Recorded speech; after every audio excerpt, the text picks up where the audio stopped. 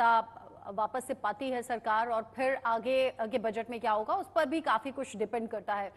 रुचिका भगत जी, जब third number की economy का हम सपना देखते हैं, उस पर हर कदम आगे चलने की बात करते हैं, तो हर वर्ग को साथ लेकर चलना मुझे लगता है जरूरी है। इसमें एक बैलेंस बजट में आप क्या क्या देख रही हैं आज?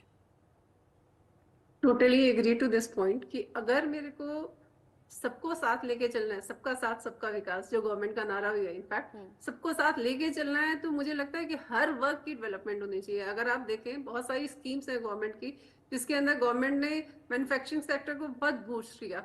अगर मेरा मैन्युफैक्चरिंग सेक्टर बूस्ट होता है तो अल्टीमेटली उसकी प्रोडक्शन की कंजम्पशन कहाँ होगी?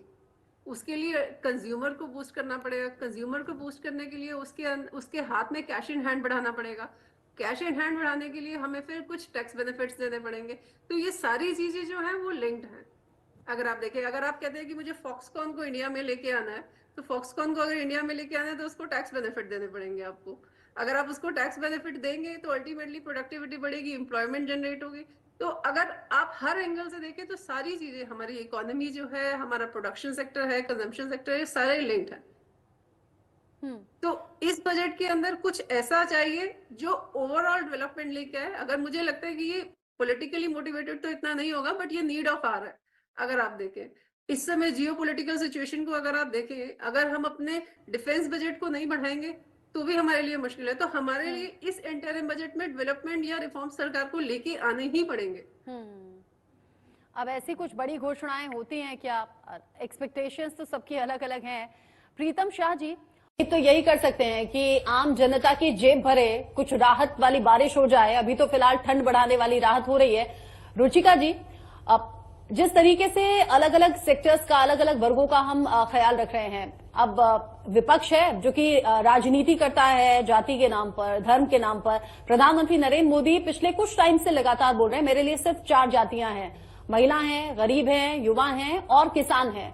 तो आज के बजट में आपको लग रहा है फोकस इन सभी 4 वर्गों पर खासतौर पर होगा?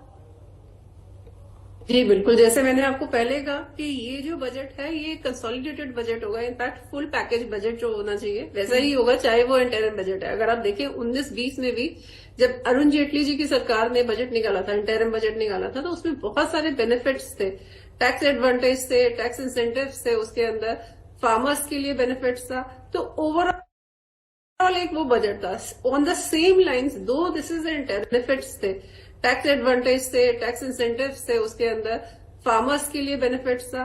तो ओवरऑल एक वो बजट था ऑन द सेम लाइन्स, दो this is interim budget, but still ये एक ओवरऑल बजट होगा, क्योंकि साल के शुरू में ही टैक्स प्लानिंग शुरू हो जाती है। आप 5 महीने बाद जब बजट निकालेंगे, वो जो बजट होगा वो इसी की एक शेडो होगा। उसमें कुछ फर्दर डेवलपमेंट हो सकती है, बट अल्टीमेटली एक बेस रहेगा इंटरिम बजट।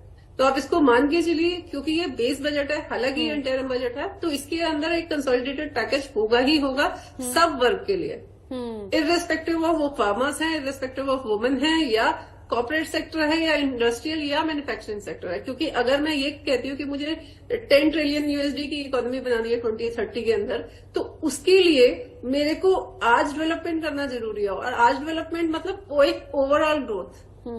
तो ओवरऑल ग्रोथ अगर मैं कहती हूँ तो ओवरऑल ग्रोथ मतलब सब सेक्टर्स को आपको कंसिडर करना पड़ेगा और सब सेक्टर्स के अंदर ही डेवलपमेंट लेके आनी पड़ेगी और उसके अकॉर्डिंगली बजट बनाना पड़ेगा। प्रीतम जी, जब विपक्ष